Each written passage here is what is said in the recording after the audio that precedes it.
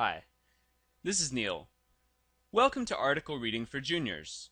Today, we're going to discuss this article about some famous paintings in the National Gallery of Art in Washington, D.C., and discuss what they tell us about heroism. The first question is number 2 that we'll look at. It asks us about this queen, Zenobia, and it asks where she lived. So, where did she live? It first mentions her on line 10, so let's go there. It says, Zenobia was the queen of Palmyra, a rich and powerful city in Syria in the 3rd century. So, we know that she was queen of Palmyra, and that Palmyra was in Syria, right? That should tell us that the answer is probably Palmyra or Syria. Let's look at our choices. You have A, Asia Minor. You may not know where Asia Minor is, but we know that she lived in Syria or Palmyra. So we'll look for those as an answer choice first. So don't eliminate A, but I wouldn't choose it yet. What about Egypt? Now, as it happens, the paragraph mentions Egypt in line 16, but it says that she fought against Egypt. So she probably didn't live there if she was fighting against it. Get rid of B. What about C, Rome? It says that she fought against Rome as well, against Roman power.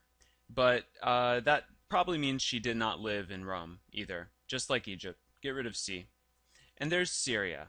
Now that was our prediction, either Palmyra or Syria, because Palmyra is in Syria.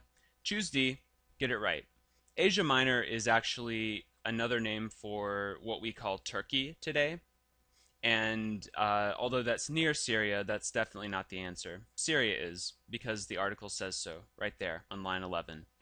Scroll down. We'll look at number 4 next. Read the question. Lines 21 through 28 suggest that Zenobia's soldiers were successful mainly because they did what? So why were her soldiers so successful in their battles? Let's look at those lines. It says that the setting of the painting is a desert in Syria. On the platform above her soldiers, Zenobia holds out one hand with her thumb and pointer finger joined in the shape of a circle.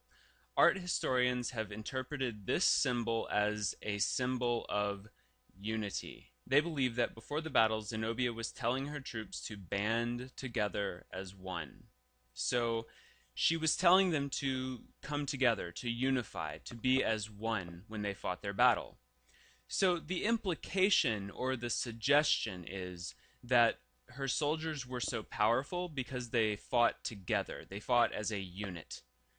Let's look at the answer choices because your answer is something like they fought as a unit. Look at A. They had superior helmets and armor. It does say that Zenobia had a helmet, but it doesn't say if that helmet is better than other helmets. Get rid of A. Lived in the desert. It doesn't really say that they lived in the desert, just that the painting is set in a desert. Get rid of B. They were excellent artists. That's silly. It doesn't say that the soldiers were artists. And what about D? They worked as a team. A team is a group of people working together, working as a unit. D is your answer, because it fits with your prediction. Go down to 8. According to lines 30 through 38, White Cloud's tribe had dwindled and become impoverished because. So always ask yourself, what is this asking me? And it's asking you, why did White Cloud's tribe dwindle and become impoverished? Dwindle means get smaller. Impoverished means become poor. Let's go down to lines 30 through 38, right here. It says the portrait features the image of White Cloud, a chief of the Native American tribe. His tribe had dwindled from 1,400 to 470 due to. Now, due to means because of. So here is your reason. White America's westward expansion, which forced the Iowa people from their homes. Deprived of their hunting lands and related livelihood, the Iowas became increasingly impoverished. Deprived of means something has been taken away. So without their hunting lands and their livelihood, the thing that makes them money, they became impoverished.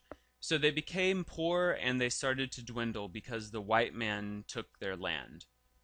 That's your answer. Find the choice that fits best with that. Does it say a disease killed their tribe? No mention of disease. Get rid of A. It's silly. What about B? Many in the tribe were killed in a war.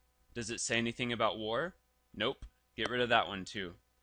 The tribe's women stopped having babies. Doesn't mention that at all. Get rid of it. And D. White Americans stole their homeland. Clearly, that's exactly what we predicted before we even looked at the answer choices, so that's your answer. Choose D, get it right, and there you go. If you have any further questions, please feel free to click on the forum link at the bottom of the page and ask the question writers whatever you need to ask them. Or you can send us an email through the readingcare.com website. I can't wait to talk to you tomorrow. Have a good night and enjoy the texts. Goodbye.